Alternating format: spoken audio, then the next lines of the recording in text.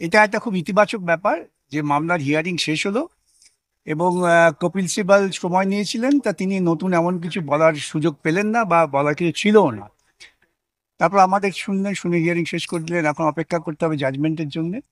Judgement কখন দেবেন এটা বিচারপতিদের নিজস্ব ব্যাপার, এ নিয়ে আমাদের কোনো বলার কিছু নেই। কিভাবে, যেটা কপিল সিবাল যখন বলছেন কি একটা রাজ্য কি রেটে দিয়ে দেবে, এগুলো তো সেটা আমি বললাম, সেন্ট্রালের নিয়ম দিয়ে আমি তো লিমিট বললাম, করে সব রাজ্যকে নোটিশ দিন। আমি বললাম তো এইগুলো হচ্ছে ওয়ার্থলেস আর্গুমেন্ট। আমি ওয়ার্থলেস শব্দটা ব্যবহার করিনি, কিন্তু বলেছি আপনি ছত্তিশগড়ের উদাহরণ দিচ্ছিলেন, হ্যাঁ। Baseless argument. আমার স্টেটে দিয়ে আমি পাবো, সেখানে ছত্তিশগড় কিভাবে তা নিয়ে আমার মাথা ব্যথা কি? আসলে ওর লক্ষ্য ছিল যে অন্যান্য স্টেটের সঙ্গে গুলিয়ে দিলে পরে তাদের সকলকে পার্টি করো, এই প্রত্যেকটা স্টেটকে পার্টি করলে ডিএ মামলা শুনানি হতে হতে আমার মৃত্যু হয়ে যাবে। সেটা জজেরা গ্রাহ্য করেননি, বলেছেন না, মামলা আমরা শেষ করে দেবো। শেষ হয়ে গেল। অন্ততপক্ষে এই মামলার তারিখের পর তারিখ নিয়ে মানুষ যে ক্লান্ত ছিলেন সেটা বন্ধ হলো। বিগত 2010 সালের যে কথাটা আপনি বললেন যে 2010 আমি অব্দি বলছি সরকার ছিল, সেটাই তারাই মানছে না। আমি বলছি 2010 পর্যন্ত তোমরা মানলে, তোমাদেরই বিধি কি হয় সেটা সরকার একরকম ভাবে মেনে চললো, হঠাৎ 2011 পর থেকে বিধি ব্যাখ্যা পাল্টে গেল।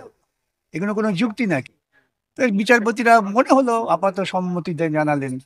না, এটা তো পুজোর আগেও পাওয়া যাবে না, দেওয়ালি আগেও পাওয়া যাবে না। কেন 3 সপ্তাহ আরো সময় লাগবে রিটেন নোটস দেওয়ার জন্য। তারপর বিচারপতিরা বসবেন, কোর্ট ছুটি হয়ে যাবে।